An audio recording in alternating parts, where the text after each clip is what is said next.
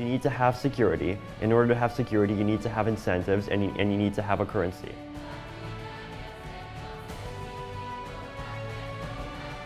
Project started back in 2013. At the time, people were very interested in blockchains. People were looking at Bitcoin, people were excited about Bitcoin, but people were also realizing that blockchains are useful for things other than just money. So back in 2011, there was a project called Namecoin, which was trying to make a blockchain-based domain name system. In 2013, there were projects called Colored Coins, which were trying to digitize arbitrary digital assets or arbitrary assets and put them on the blockchain. There were protocols called Mastercoin that were trying to integrate all sorts of fairly complex features. So there was a consensus that you can do lots of different really cool things with Bitcoin, or with other blockchains. Asset issuance, crowdfunding, title registration, lots and lots of stuff. Problem is, most blockchain protocols were designed like this. Pocket calculator, single purpose device, works reasonably well for all you care about is adding and multiplying numbers, but it does nothing else. And sure, someone with an advanced computer science degree with a good calculator can kind of hack it to play a video game inside of it, but do you really want to do that?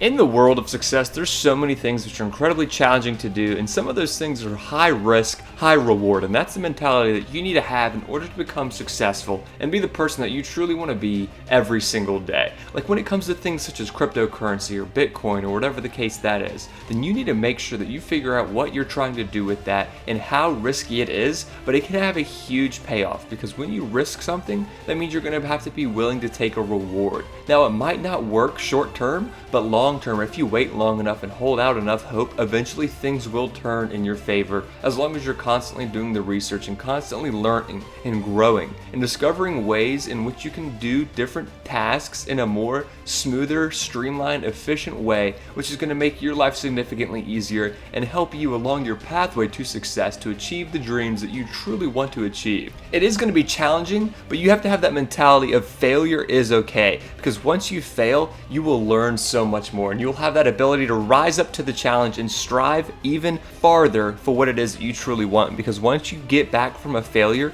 your mentality's totally changed, because you then start to believe that you can do just about anything, because failure sucks, but once you overcome it, you grow so much more than you would if you just succeeded every single time.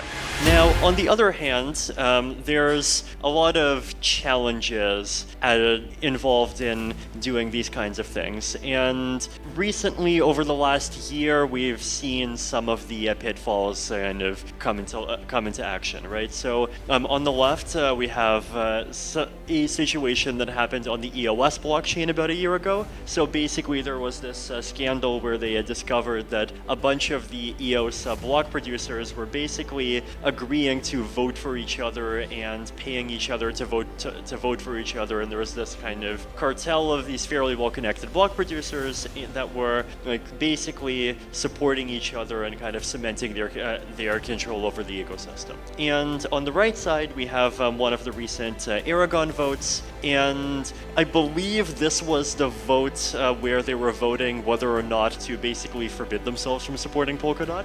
And this is something that the Ethereum ecosystem is starting to really recognize the need of, and especially since we have a lot of things like ENS popping up, and we have more and more kind of richer types of transactions happening, and I think there's definitely kind of a growing realization of the need to not have all of your activity be publicly linkable to all of your other activity.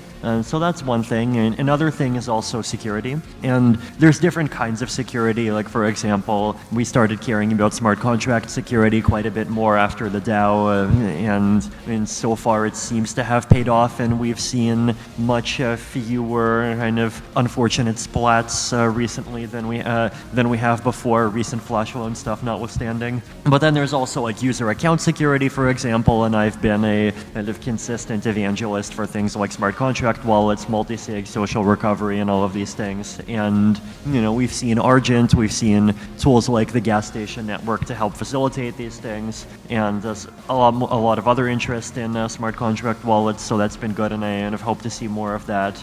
So back when Bitcoin was originally created in 2009, Satoshi was really testing two things at once. So the first part is there's this idea of Bitcoin, the decentralized currency. It's a form of money that exists purely online, and you could transfer it from anyone to anyone around the world instantly with pretty much no fees. You can transfer money from Kyrgyzstan to Guatemala just as easily, just as quickly, and just as cheaply as you can to your own neighbor. And as we have seen, there are a lot of people interested in that innovation. Bitcoin, the form of money, has attracted a pool of $10 billion of wealth over the past 5 years. It is being accepted by over 50,000 merchants worldwide. And we have companies like BitPay and Coinbase that are trying very hard, and I would say succeeding, at getting Bitcoin adopted by increasingly large segments of the population. And as Ryan said, I think we're only getting started.